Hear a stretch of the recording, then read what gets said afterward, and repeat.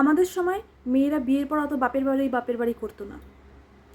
আমাদের সময় মেয়েরা রাতের বেলা সন্ধ্যার পর ঘর থেকে বেরই হতো না। আমাদের সময় মেয়েরা সবসময় ঘর সংসার নিয়ে পড়ে থাকতো। আমাদের সময় যদি বড়রা কিছু বলতো তাহলে বাড়ির বউরা চুপ করে মাথা নত করে শুনতো, মুখে মুখে তর্ক করতো না।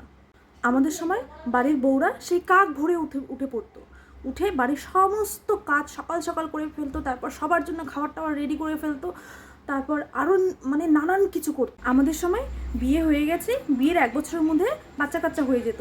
এখন দেখো বলতে বলতে বাচ্চা কাচ্চা নিচ্ছে না, সেই ধেরি বয়সে গিয়ে বাচ্চা নিচ্ছে। আমাদের সময় অত আত্মসম্মান বলে কিছু ছিল না। কিসের আত্মসম্মান?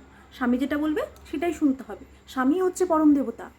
আত্মসম্মান। আমাদের সময় একটু শ্বশুর ভাসুর মানতো, দূরের থেকে দেওয়া থোয়া করতো, মাথায় ঘুমটা দিত।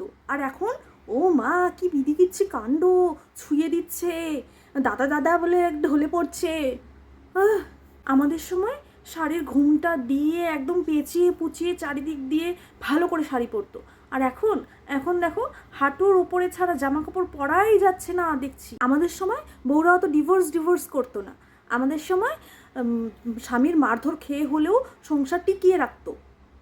আচ্ছা একটু থামুন, এটা আপনাদের সময় না, এটা আমাদের সময়। বেশি আমাদের সময় করবেন না একদম। আমাদের সময় করলে যান পিছনে চলে যান, আপনাদের সময় চলে যান। এটা আমাদের সময় চলছে, আমাদের সময়ের সাথে তাল মিলিয়ে চলতে হবে। খালি আমাদের সময় এই হতো, আমাদের সময় ওই হতো, আমাদের সময় সেই হতো। কিসের হতো আমাদের সময়? আপনাদের সময় গেছে।